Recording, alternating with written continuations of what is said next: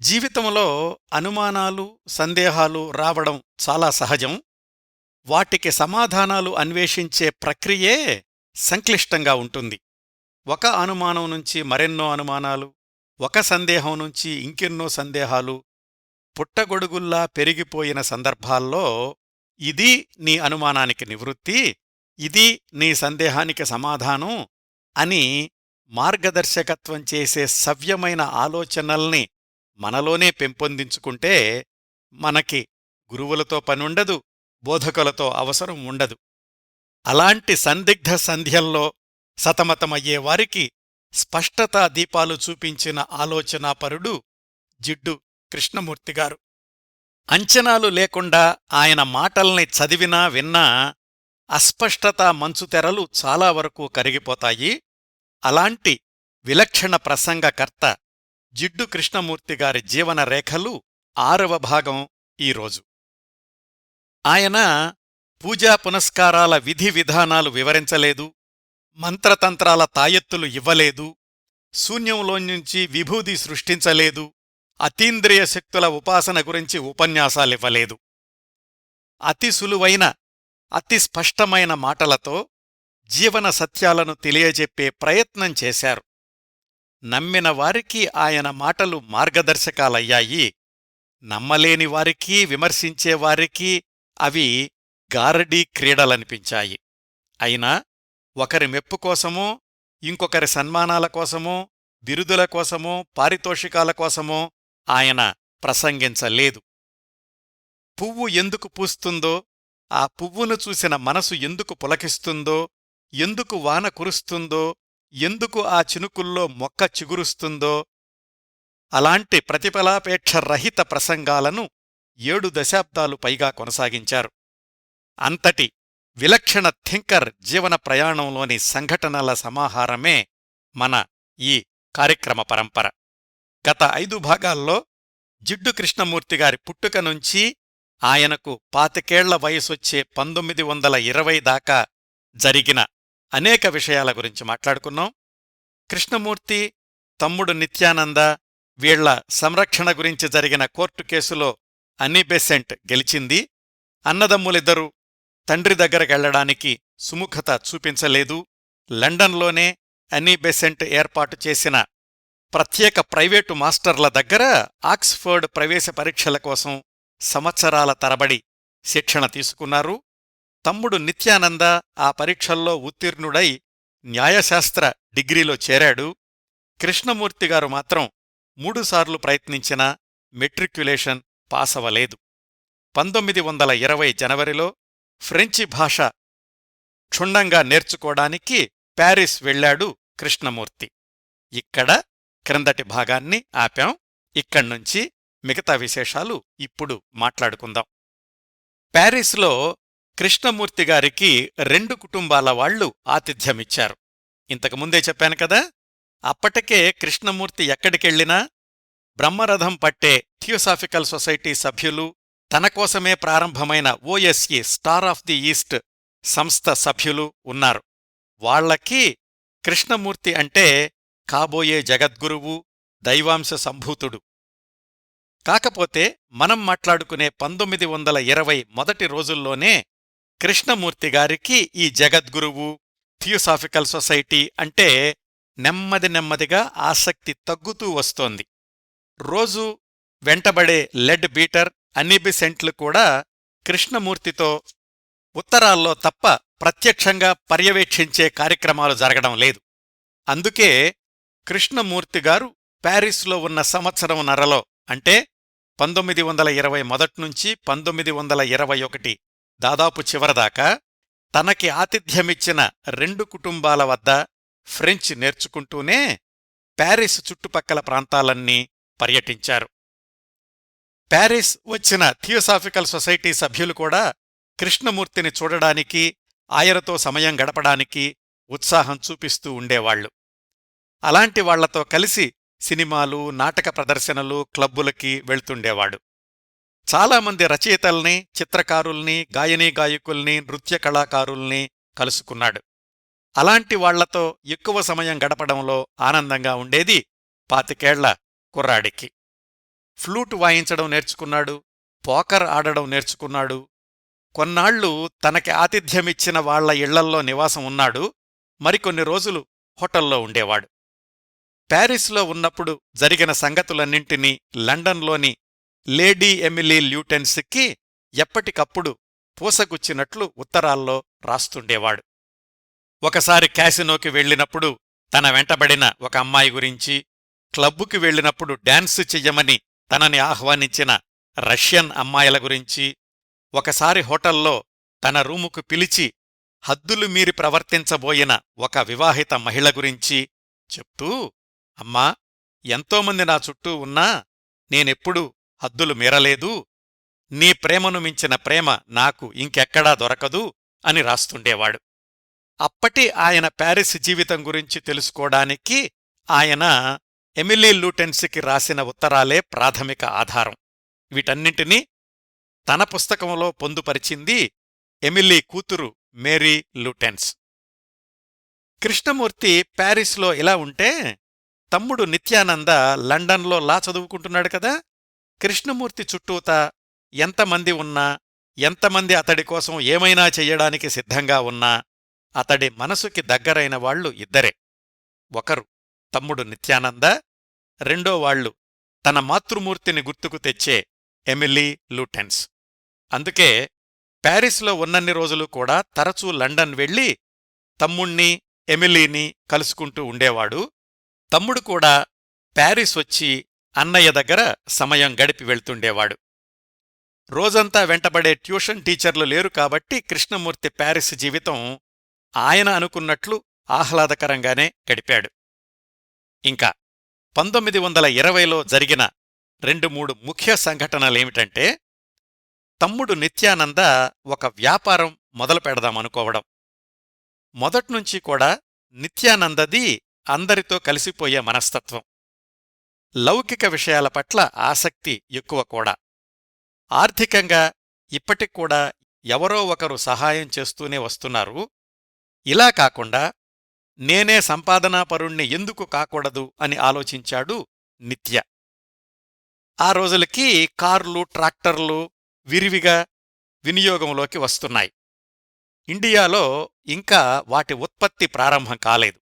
అందుకని యూరోప్ నుంచి కార్లు, ట్రాక్టర్లు భారతదేశానికి ఎగుమతి చేసి అక్కడ వాటిని అమ్మే వ్యాపారం పెడదామని పెద్ద ప్రణాళిక వేసుకున్నాడు నిత్యానంద. అంతకు కొద్ది నెలల ముందే 1919 నవంబర్ ప్రాంతాల్లో బొంబాయి నుంచి జమ్నాదాస్ అనే వ్యాపారవేత్త లండన్ వచ్చి ఈ అన్నదమ్ములిద్దరినీ షాపింగులకి, గుర్రపందేలకి తీసుకెళ్లాడని క్రిందటి భాగంలో చెప్పాను కదా. నిత్యానంద ఆ జమ్నాదాస్ని సంప్రదించాడు తన వ్యాపార ఆలోచన గురించి. జమ్నాదాస్ తన మిత్రుడు మరొక ధనవంతుడైన వ్యాపారవేత్త రతన్జీ డి మొరార్జీ అనే అతణ్ణి పరిచయం చేశాడు. అతడు కూడా థియోసాఫికల్ సొసైటీ సభ్యుడే. కాబోయే విశ్వగురువుకి స్వయాన తమ్ముడు వ్యాపార ప్రతిపాదన చేశాడు అంటే రతన్జీ ఎగిరి గంతేశాడు. జమ్నాదాస్, రతన్జీ వీళ్ళిద్దరూ లండన్ వచ్చారు. నిత్యానందతో సంప్రదించారు. ఆ వాహనాలు సరఫరా చేసే వ్యాపారవేత్తలతో చర్చలు జరిపారు. ఇంతా చేస్తే నిత్యానంద వయసు అప్పటికి 22 మాత్రమే. రతన్జీ, జమ్నాదాస్లు దాదాపు 50 ఏళ్ల వయసువాళ్లు. అయినా నిత్యానంద చెప్పినట్లు వినడానికి వాళ్లు సిద్ధంగా ఉన్నారు. వ్యాపార విధి విధానాలన్నీ పూర్తయ్యాయి. ఇంకా తను కూడా బొంబాయి వెళ్లి రతన్జీతో కలిసి మిగతా ఏర్పాట్లన్నీ చెయ్యాలని నిర్ణయం తీసుకున్నాడు నిత్యానంద. తన చేస్తున్న ప్రయత్నాల గురించి అన్నయ్యకు చెప్పాడు. కృష్ణమూర్తి కూడా ఏమీ అభ్యంతరం చెప్పలేదు. రాయాల్సిన లా పరీక్షల్ని కూడా పక్కనబెట్టి రూము ఖాళీ చేసేసి సామాన్లన్నీ సర్దుకుని ప్యారిస్ అన్నయ్య దగ్గరకొచ్చాడు. అటునుంచి అటు బొంబాయి వెళదామని. 1920 మార్చి 12కి షిప్లో టికెట్ కూడా బుక్ చేయించుకున్నాడు. ఇంతకీ నిత్యానంద అనుమతి తీసుకోవాల్సిన ముఖ్యమైన వ్యక్తి అన్నీ బెసెంట్ ఉన్నారు కదా. ప్యారిస్ నుంచి ఆమెకు కేబుల్ ఇచ్చాడు తన ప్రయత్నాలన్నింటినీ వివరిస్తూ. ఆమె తిరుగు కేబుల్ ఇచ్చింది. నీ వ్యాపార ప్రయత్నాలన్నీ పక్కన పెట్టెయ్యి, అసలు నిన్ను తీసుకొచ్చిందే కృష్ణ బాగోగులు చూసుకోవడానికి, అతడికి సపోర్టింగ్గా ఉండడానికి కృష్ణ జగద్గురువుగా పరిపూర్ణంగా అవతరించేదాకా నీ ఏకైక కార్యక్రమం అతణ్ణి జాగ్రత్తగా చూసుకోవడమే అని. ఇంకేం చేస్తాడు?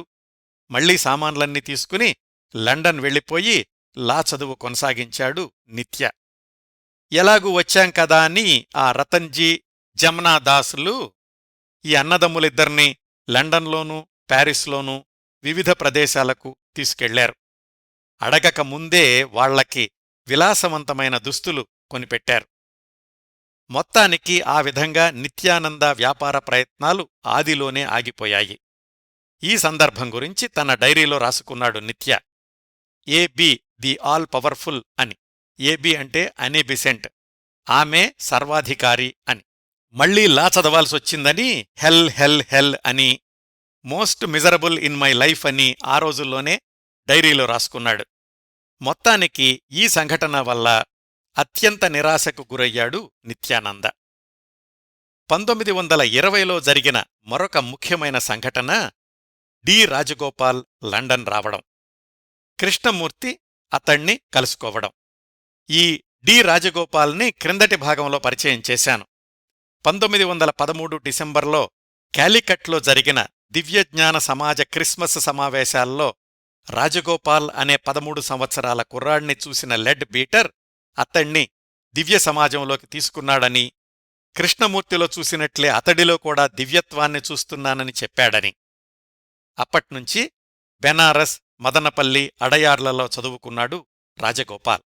అయితే అతణ్ణి కృష్ణమూర్తికి ప్రత్యామ్నాయంగా లెడ్ బీటర్ చూస్తున్నాడు అని చాలామంది అనుకున్నారు. కాని కృష్ణమూర్తికి జరిగినట్లుగా ప్రథమ దీక్ష, ద్వితీయ దీక్ష, అతీంద్రియలోకాలకు ప్రయాణం ఇలాంటివేవీ రాజగోపాల్ విషయంలో జరగలేదు.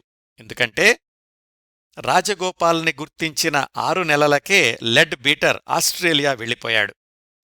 రాజగోపాల్ చదువు బాగోగులన్నీ ఎక్కువగా జినరాజదాస చూసుకున్నాడు.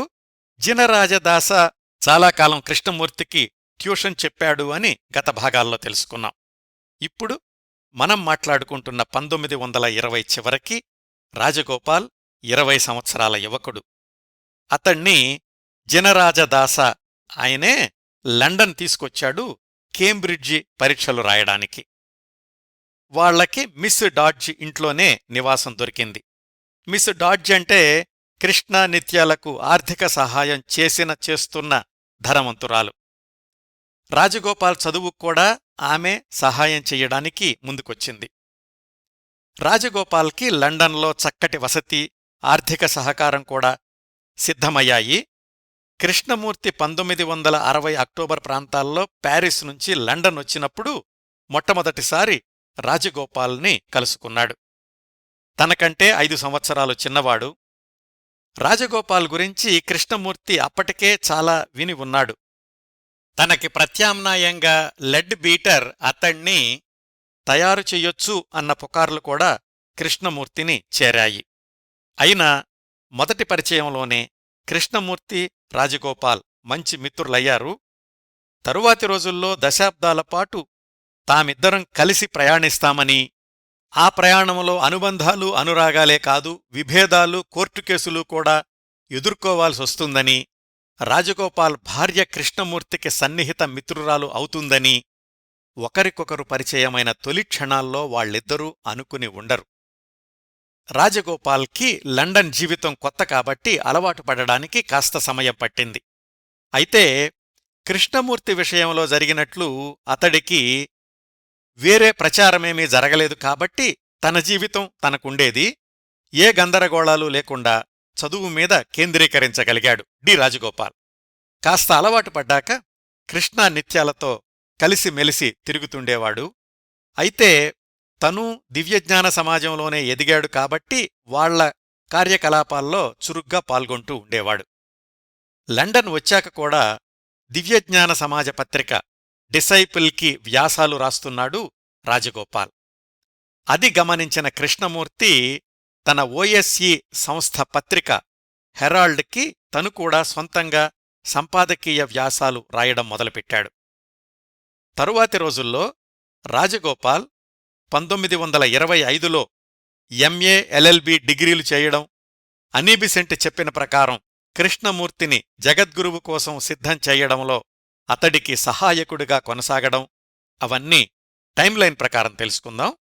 ఆ రోజుల్లో కృష్ణమూర్తి ఆలోచనలు ఎలా ఉండేవంటే, మనస్ఫూర్తిగా జగద్గురువు, దివ్యజ్ఞాన సిద్ధాంతాలు అంటే ఆసక్తి తగ్గుతూ వచ్చింది. కానీ అలాంటి భావాల్ని ఒక్క ఎమిలీ లూటెన్స్ దగ్గర, ఆమెకు రాసిన ఉత్తరాల్లోనూ తప్ప బయట ఎవ్వరి దగ్గర ప్రస్తావించేవాడు కాదు.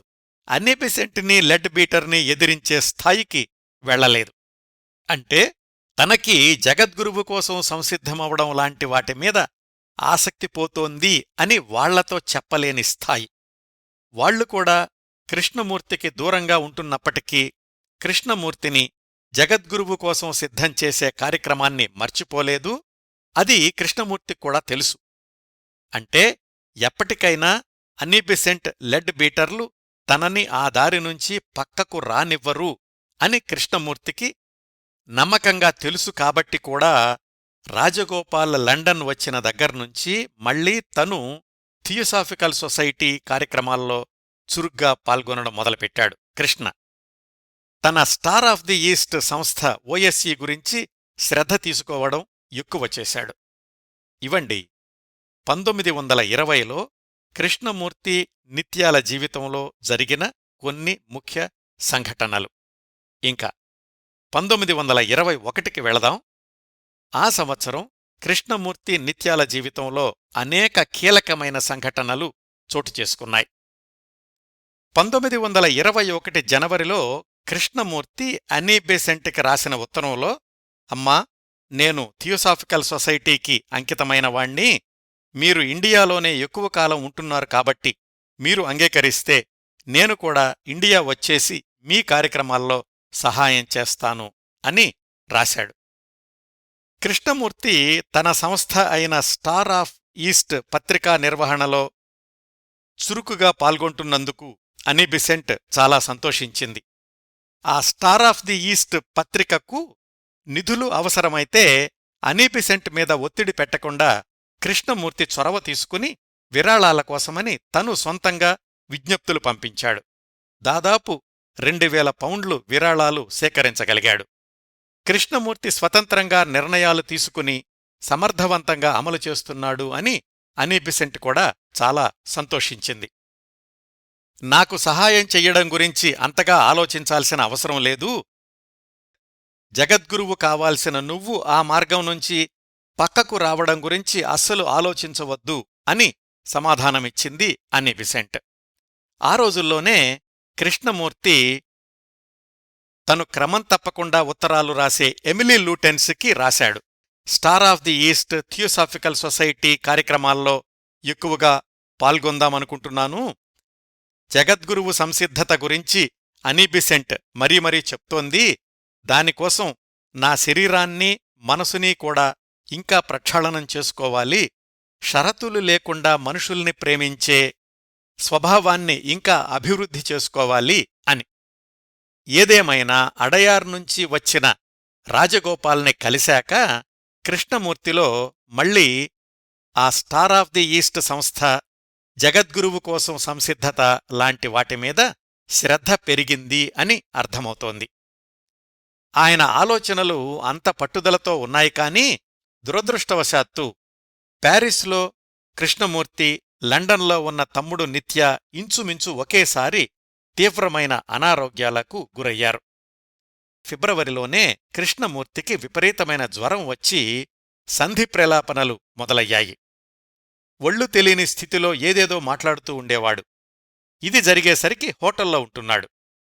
ఆయనకు ప్యారిస్ వచ్చిన కొత్తలో ఆశ్రయమిచ్చిన కుటుంబపు పెద్దావిడ మాంజియార్లీ కృష్ణమూర్తిని హోటల్ ఖాళీ చేయించి తమ ఇంటికి తీసుకెళ్ళింది. కొంచెం తేరుకోవడానికి దాదాపు 3-4 వారాలు పట్టింది.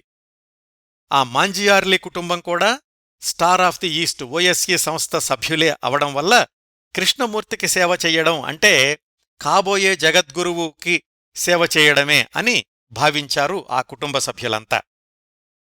ప్యారిస్లో అన్నయ్య కృష్ణమూర్తి ఇలా మంచానికి అతుక్కుని ఉంటే అక్కడ లండన్లో తమ్ముడు నిత్యాకి చికెన్ పాక్స్ వచ్చింది. అక్కడే అతన్ని ఎమిలీ లూటెన్స్ కన్నబిడ్డలాగా చూసుకుంది. అతడు తేరుకోవడానికి కొద్ది వారాలు పట్టింది. పూర్తిగా కోలుకోవాలంటే కొన్నాళ్లు లండన్కి దూరంగా వెళ్లాల్సిందే అనుకున్నాడు నిత్య. కృష్ణమూర్తి కూడా తమ్ముడికి కబురు చేశాడు. నిత్య ప్యారిస్ వచ్చాక అన్నదమ్ములిద్దరూ కలిసి ప్యారిస్కి దూరంగా వెళ్లి 3 వారాలు విశ్రాంతి తీసుకున్నారు. దాని తర్వాత నిత్య మళ్ళా లండన్ వెళ్లిపోయి లా పరీక్షల కోసం చదువు కొనసాగించాడు. కృష్ణమూర్తి ప్యారిస్లోనే ఉండిపోయాడు. అయితే మళ్లీ అనారోగ్యం వేరే రూపంలో తిరగబెట్టింది కృష్ణమూర్తికి. తరచూ కడుపులో తీవ్రమైన నొప్పి, ముక్కులో ఇది అని చెప్పలేని అసౌకర్యం.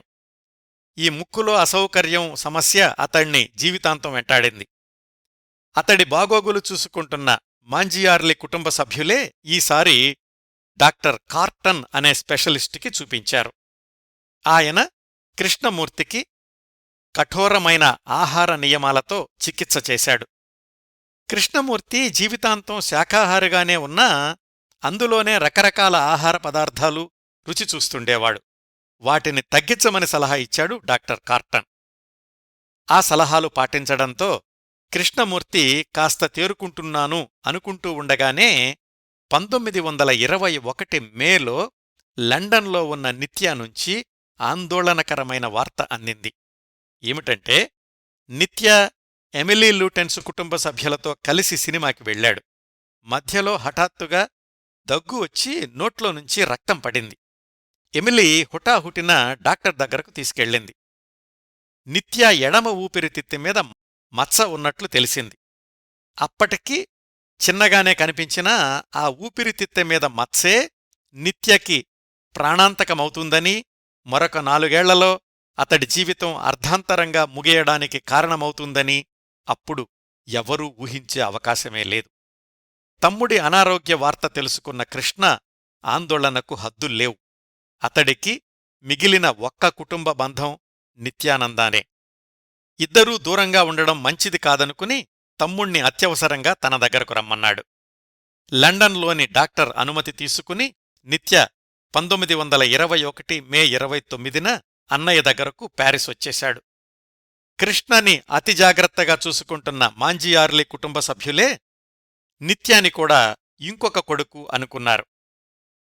అప్పటివరకు కృష్ణకు చికిత్స చేసిన డాక్టర్ కార్టన్ ప్యారిస్కి గంట దూరంలో ఉంటాడు. కృష్ణ, మాంజియార్లీ ఇద్దరూ కలిసి నిత్యాని ఆ డాక్టర్ దగ్గరికి తీసుకెళ్లారు. అన్ని పరీక్షలు చేసిన డాక్టర్ కార్టన్ నిత్య చాలా జాగ్రత్తలు తీసుకోవాలని, అది క్షయవ్యాధి అని నిర్ధారించాడు. ఆ వ్యాధి చివరి దశలో ఉన్నవాళ్లు ఎంత కఠినమైన జాగ్రత్తలు తీసుకుంటారో అలాంటి జాగ్రత్తలు తీసుకుంటేనే వ్యాధి నయమయ్యే అవకాశాలు ఉన్నాయి అని చెప్పాడు డాక్టర్ కార్టన్. పైగా నిత్య తనకి దగ్గరగా ఉంటేనే, అంటే డాక్టర్కి దగ్గరగా ఉంటేనే తరచూ పరిశీలించి అవసరమైన మందులు మార్చడానికి వీలవుతుంది అని సలహా ఇచ్చాడు. మేడం మాంజియార్లీ ఏమాత్రం వెనకాడకుండా నిత్య కోసం ఆ డాక్టర్ ఉండే ఊళ్ళోనే ఒక ప్రత్యేకమైన ఇల్లు ఏర్పాటు చేసి ఒకరిద్దరు సహాయకుల్ని కూడా నియమించింది. స్టార్ ఆఫ్ ది ఈస్ట్ అధ్యక్షుడి తమ్ముడు అని కాకుండా వ్యక్తిగతంగా కూడా నిత్య మీద మేడం మాంజియార్లీకి విపరీతమైన అభిమానం. ఆమె ఆదరణలోనే మొదటిసారి నిత్యాకి అనిపించింది, అన్నయ్య నీడలేకుండా నన్ను మనస్ఫూర్తిగా అభిమానిస్తున్న అమ్మ కాని అమ్మ మాంజియార్లీ అని. నిత్యాకి ఆ సమయంలో కావాల్సింది పూర్తి విశ్రాంతి, ఎలాంటి ఒత్తిళ్లూ లేని జీవితం. లా పరీక్ష గురించి ఆలోచించవద్దు అని సలహా ఇచ్చింది మేడం మాంజియార్లీ. నిజంగానే దాని తర్వాత నిత్య మళ్లీ లా పరీక్షలు రాసే అవకాశమే రాలేదు. అట్లా నిత్య ప్యారిస్కి గంట దూరంలో ఉన్న ఊళ్ళో డాక్టర్ కార్టన్ నిరంతర పర్యవేక్షణలో చికిత్స తీసుకుంటూ ఉండగా కృష్ణమూర్తికి అనీ బెసెంట్ నుంచి వర్తమానం అందింది. తను లండన్ వస్తున్నానని, కృష్ణాని అక్కడకు రమ్మని. కృష్ణ జూన్ 3న లండన్ వెళ్లి అనీ బెసెంట్ని కలుసుకున్నాడు. దాదాపు సంవత్సరం తర్వాత మళ్లీ ఆమెను వ్యక్తిగతంగా కలుసుకోవడం. అట్లా ఎప్పుడు యూరోపు పర్యటనకు వచ్చినా అనీ బెసెంట్ తీరిక లేకుండా వివిధ నగరాలు పర్యటిస్తూ థియోసాఫికల్ సొసైటీ సభ్యుల్ని కలుసుకుని సమావేశాలు ఏర్పాటు చేస్తూ ఉండేది. ఈసారి అలాంటి సమావేశాలన్నింటికీ కృష్ణమూర్తిని కూడా తన వెంటబెట్టుకుని తీసుకెళ్ళింది అన్నీ బెసెంట్. అలా ఒక నెల రోజులు లండన్ చుట్టుపక్కల నగరాల్లో పర్యటనలు అయ్యాక 1921 జులై చివర్లో అన్నీ బెసెంట్తో కలిసి కృష్ణ వెనక్కి ప్యారిస్ వచ్చేశాడు. ఆ సమయానికి నిత్య కొంచెం తేరుకున్నాడు. తను కూడా కృష్ణ అన్నీ బెసెంట్లను కలుసుకున్నాడు. థియోసాఫికల్ సొసైటీ ప్రపంచ మహాసభలు అట్టహాసంగా జరిగాయి ప్యారిస్లో. నిత్య కృష్ణలు కూడా హాజరయ్యారు. ఇంతవరకు థియోసాఫికల్ సొసైటీ ప్రపంచ మహాసభలు వార్షిక సమావేశాలే తప్ప కృష్ణమూర్తి కోసం ప్రారంభించిన order of the star of the east OSC సంస్థ తరఫున చిన్న చిన్న సమావేశాలే తప్ప భారీ స్థాయిలో మహాసభలు ఎప్పుడూ జరగలేదు. ఈసారి అన్నీ బెసెంట్కి అనిపించింది. 26 నిండిన కృష్ణమూర్తిలో చాలా పరిణితి కనిపిస్తోంది. ఫ్రెంచి భాషలో ధారాళంగా మాట్లాడుతున్నాడు. స్టార్ ఆఫ్ ది ఈస్ట్ సంస్థ తరఫున కూడా పెద్ద సమావేశాలు ఏర్పాటు చేస్తే మంచిది అని. అప్పటికి ప్రపంచవ్యాప్తంగా ఆ సంస్థలో 30,000 మంది సభ్యులున్నారు. ప్యారిస్లో మహాసభ అనగానే 2,000 మంది సభ్యులు స్వచ్ఛందంగా ఎవరి ఖర్చులు వాళ్లు పెట్టుకుని వచ్చారు. ఈ సభ ముఖ్య ఉద్దేశం కృష్ణమూర్తిని మరింత శక్తివంతమైన రాబోయే జగద్గురువుగా వాళ్లందరికీ మళ్లీ మళ్లీ గుర్తు చెయ్యడం. ఇంకా తల్లిచాటు బిడ్డగా మిగిలిపోకుండా అన్నీ బెసెంట్ ఊతం లేకుండా తన సంస్థను ముందుకు తీసుకెళ్లగలడు అని ఆ సంస్థ సభ్యులకు నిరూపించడం. 1921 ఆగస్టులో ఆ ఓఎస్సి మహాసభ ప్యారిస్లో జరిగింది. లాంఛనంగా సభను ప్రారంభించి మిగతా నిర్వహణ అంతా కృష్ణమూర్తికి వదిలేసింది అన్నీ బెసెంట్. వేదిక మీద ఒక పక్కన కూర్చుని ప్రేక్షకురాలయ్యింది అన్నీ బెసెంట్. అప్పటికీ సంవత్సరంన్నరగా నేర్చుకుంటున్న ఫ్రెంచి భాషలో ధారాళంగా ఉపన్యసిస్తూ కృష్ణమూర్తి తన సంస్థ సభ్యుల్ని మంత్రముగ్ధుల్ని చేశాడు. 2,000 మందిని కొద్ది నిమిషాల్లో తన అధీనంలోకి తీసుకోగలిగాడు. కేవలం ఉపన్యాసమివ్వడమే కాకుండా సభ్యులు అడిగిన ప్రశ్నలకు సమయస్ఫూర్తితో సమాధానాలివ్వడం, ఎక్కువగా మాట్లాడేవాళ్లని కాస్త పక్కకెళ్లి మాట్లాడేవాళ్లని సమర్థవంతంగా నియంత్రించడం ఇవన్నీ చెయ్యగలిగాడు. ఆ సంస్థకు తను అధ్యక్షుణ్ణి అన్న విషయాన్ని గుర్తుంచుకుంటూ తనకంటే వయసులో ఎంతో పెద్దవాళ్లని కూడా తన నియంత్రణలోకి తీసుకుని ఆ సభను విజయవంతం చేశాడు. అన్నీ బెసెంట్ ఆశ్చర్యపోయింది. మొట్టమొదటిసారి తన సంస్థ సభ్యులు 2,000 మంది మీద అధికారముద్ర వెయ్యగలిగాడు తన వాక్చాతుర్యంతో అని. థియోసాఫికల్ సొసైటీ పత్రికలో కూడా ఈ ఓఎస్సి మహాసభ గురించి కృష్ణమూర్తి ప్రదర్శించిన తన విశ్వరూపం గురించి ప్రశంసిస్తూ వ్యాసాలు రాసింది అన్నీ బెసెంట్. లండన్ జీవితంలో మధ్యలో కొన్ని సంవత్సరాలు ఈ ఓఎస్సి జగద్గురువు లాంటి భావనలకు దూరంగా జరగాలని ప్రయత్నించినప్పటికీ అన్నీ బెసెంట్ ఉత్తరాలు చదివినా, ఆమె మాటలు విన్నా, ఆమెను చూసినా మళ్లీ అటువైపు వెళ్ళిపోక తప్పలేదు కృష్ణమూర్తికి. ఒకసారి వెళ్ళాక మళ్లీ వేలాది మంది తనని నమ్మిన వాళ్లని నిరుత్సాహపరచకూడదు. అందుకే ఆ మహాసభను త్రికరణశుద్ధిగా అంకితభావంతో నిర్వహించి అధ్యక్షుడిగా తన సాధికారతను నిరూపించుకున్నాడు కృష్ణమూర్తి. పూర్తిగా ఆ బంధనాలు తెంచుకోవడానికి మరికొన్ని అనుభవాలు అవసరమయ్యాయి, మరికొన్ని సంవత్సరాలు పట్టింది. ఆ వివరాలు టైంలైన్లో ఎలాగూ వస్తాయి. అన్నట్లు ఈ సభలన్నింటిలో లండన్లో చదువుకుంటున్న రాజగోపాల్ కూడా పాల్గొన్నాడు. నిత్యా క్షయవ్యాధి మళ్లీ తెరలుగా తిరగబెట్టడంతో కృష్ణమూర్తి మిగతా అందరూ కలిసి నిత్యాన్ని తీసుకుని కొద్ది వారాలపాటు స్విట్జర్లాండ్ వెళ్లారు. ఆ చల్లని వాతావరణంలో కాస్త ఉపశమనం దొరికింది నిత్యాకి. ఇంకా అప్పటికీ ఇండియా తిరిగి వెళ్లిన అన్నీ బెసెంట్ శీతాకాలంలో కృష్ణమూర్తిని భారతదేశంలో వివిధ నగరాలకు తీసుకెళ్లి ఓఎస్సి అధ్యక్షుడిగా సమావేశాలు ఏర్పాటు చేయించాలి అని ప్రయత్నాలు మొదలుపెట్టింది. నవంబర్లో బయల్దేరి భారతదేశానికి రమ్మని కృష్ణ నిత్యాలకు వర్తమానం కూడా పంపించింది. అంటే మరొక 3 నెలల్లో ఇండియాకి బయలుదేరాలన్నమాట. ఆలోగానే కృష్ణమూర్తి జీవితంలో తొలి ప్రేమ కథ మొదలయ్యింది. ఎలాగంటే 1921 సెప్టెంబర్ మధ్యలో నిత్యాని సంరక్షకుల దగ్గర ఉంచి కృష్ణమూర్తి హాలెండ్ వెళ్లాడు.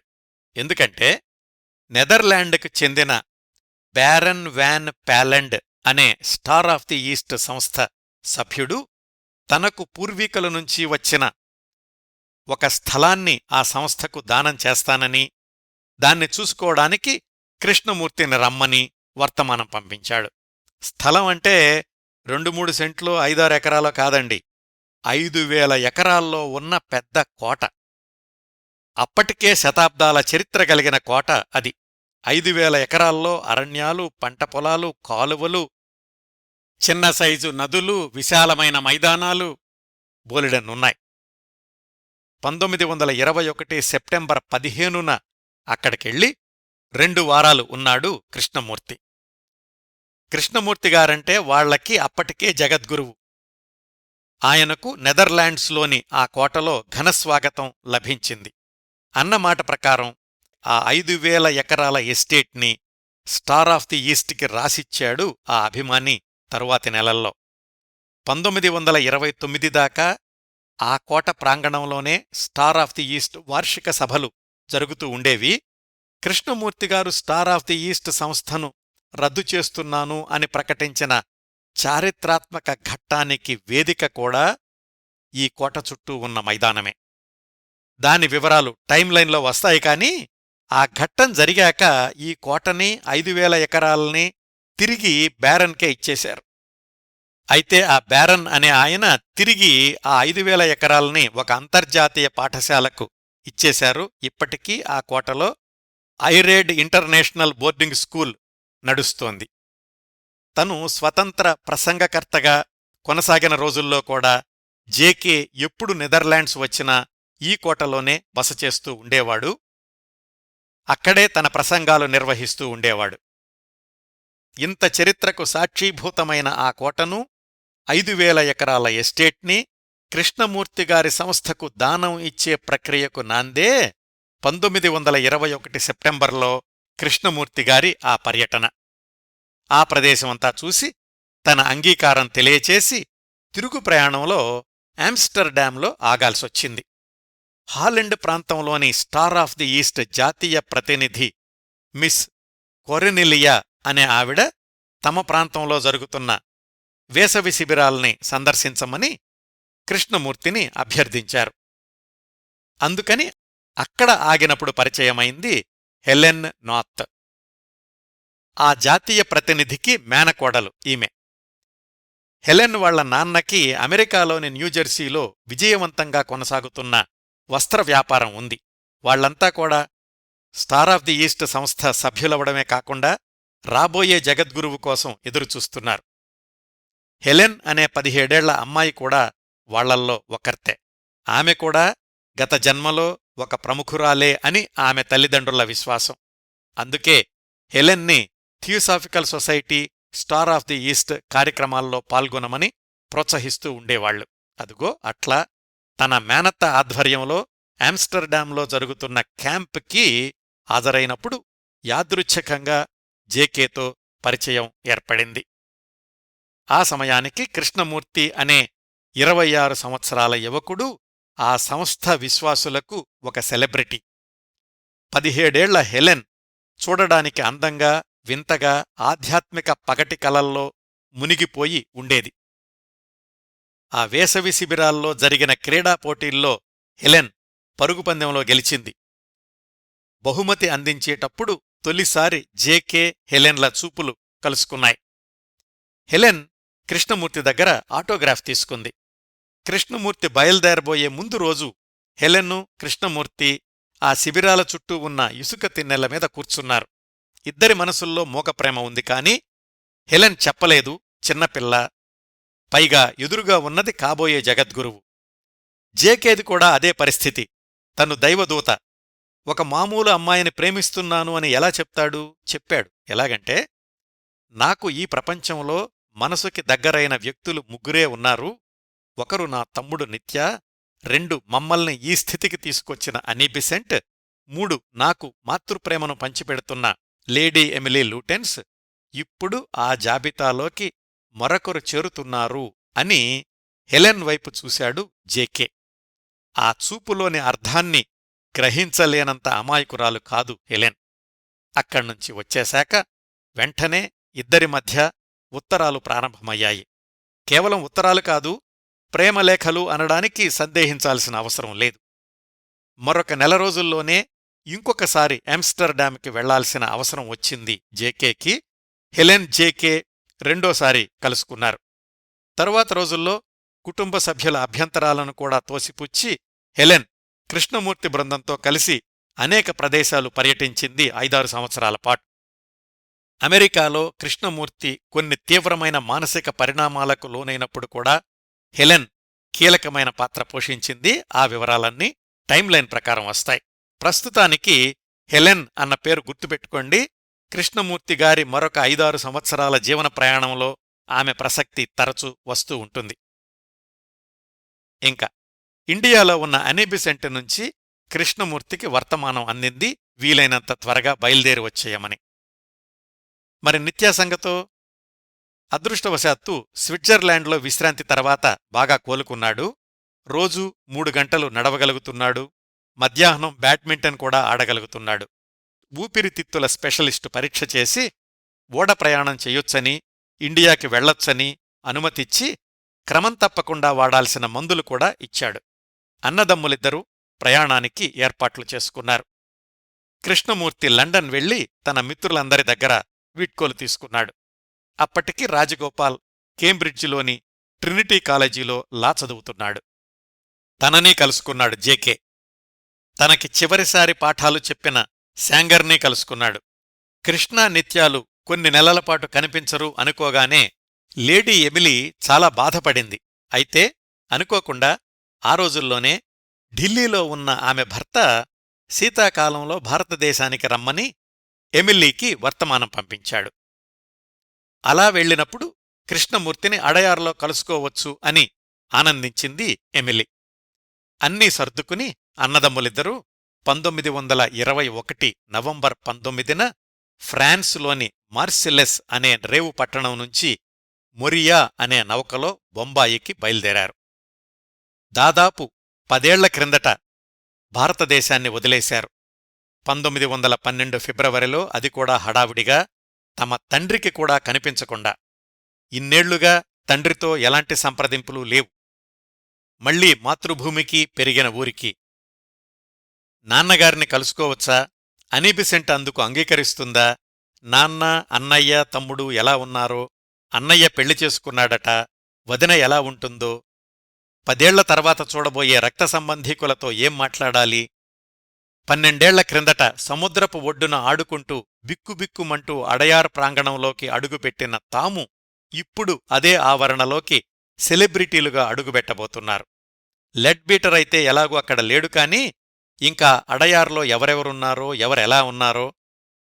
అన్నదమ్ములిద్దరూ ఖచ్చితంగా ఇలాగే ఆలోచించి ఉండకపోవచ్చు, కానీ ఇలాంటి సున్నితమైన భావనలు రానంత శూన్యహృదయులైతే కాలేదు. ఇద్దరిలోనూ ఆ సున్నితత్వం అలాగే ఉంది. 1921 డిసెంబర్ 3న బొంబాయిలో దిగగానే ఏం జరిగింది? వాళ్లు భారతదేశంలో ఉన్న 4 నెలల్లో చోటు చేసుకున్న సంఘటనలేమిటి? ఇంతకీ తమ ఇంటికి వెళ్లి తండ్రి సోదరుల్ని కలుసుకున్న సందర్భంలో ఏం జరిగింది? ఇలాంటి ఆసక్తికరమైన విశేషాలన్నీ వచ్చేవారం 7వ భాగంలో మాట్లాడుకుందాం. ఈ 6వ భాగాన్ని ఇంతటితో ముగిస్తానండి.